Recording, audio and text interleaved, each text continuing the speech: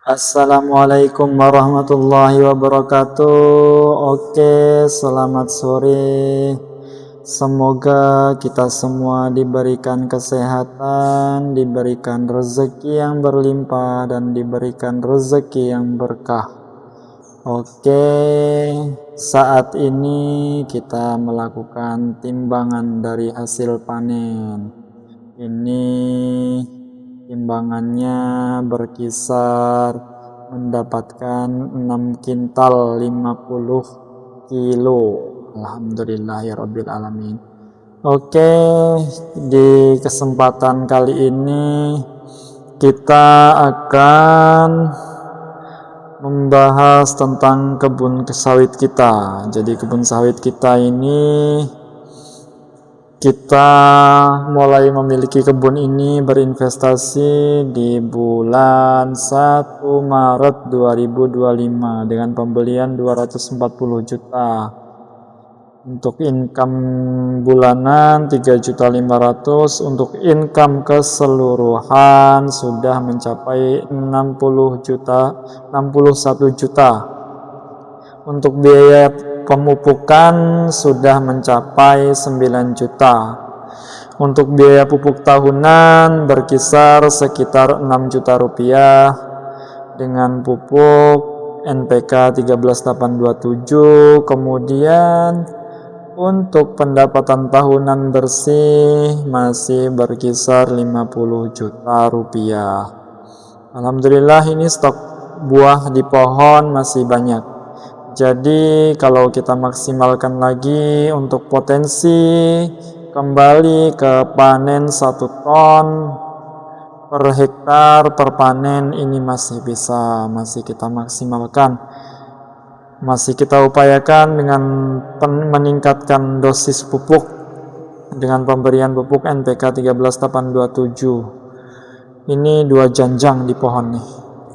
Ya alhamdulillah, investasi kita di kebun sawit ini cukup maksimal karena pendapatan kita pasti mendapatkan pendapatan 1 bulan 2 kali panen.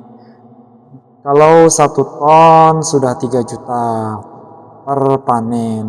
Kalau konsisten 1,5 hektar ini dengan 180 pohon, kalau konsisten per panen 1 ton berarti bisa mendapatkan penghasilan 6 juta per bulan, 3 juta per panen.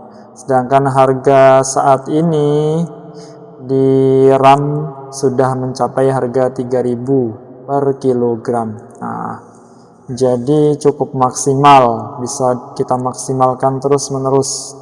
Makanya kita upayakan pemupukan jangan sampai telat, karena pemupukan itulah yang akan meningkatkan hasil produksi panen kita.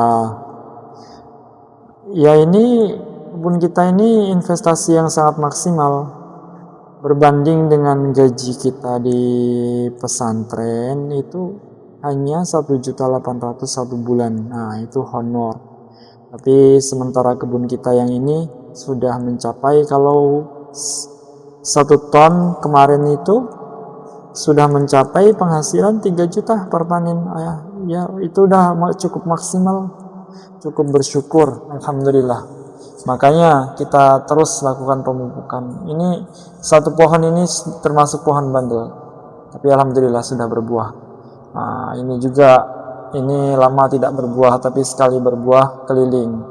Di sini untuk pohon-pohon tua menggunakan varietas yang ambi.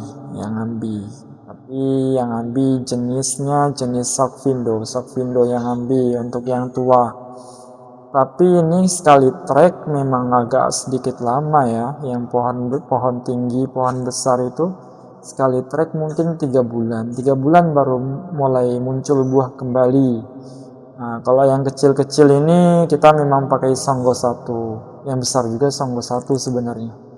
Kita tidak menjaga Songgo ya. Untuk Songgo 2 kita tidak aplikasikan karena kita memaksimalkan produksi dengan menggunakan pelepah penopang hanya satu pelepah di bawah buah, karena supaya pemupukan kita maksimal, ranahnya masuk ke dalam pembuahan.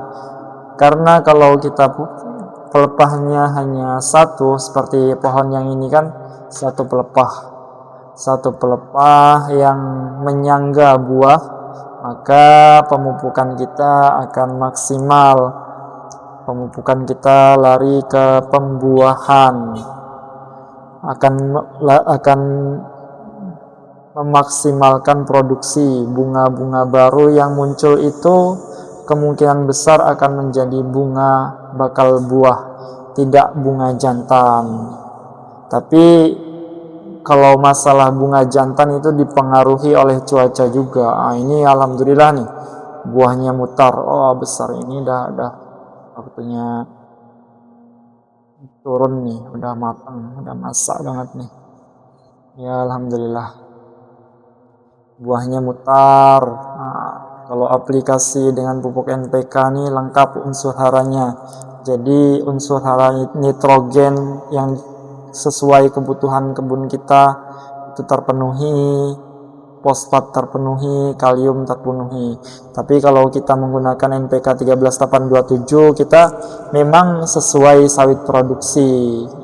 Standar dari tabel pemupukan di karung NPK 13827 untuk pohon dewasa itu 3 kilo, untuk pohon yang kecil itu berkisar 1,5 kilo sampai 2 kilogram. Ini sawit 5 tahun nih, usia 5 tahun. Nih produksi kita cukup maksimal, stok buah maksimal, sehingga kalau kita lakukan pemupukan nanti mungkin kita tingkatkan dosis, jadi bisa kembali stabil ke tonase 1 ton per panen per hektar. Ya semoga bisa konsisten untuk tonase target kita, yaitu 1 ton per panen untuk lokasi satu kebun ini, karena itulah target minimal kita kan. Kalau kita maksimalkan produksi, pendapatan kita juga bertambah.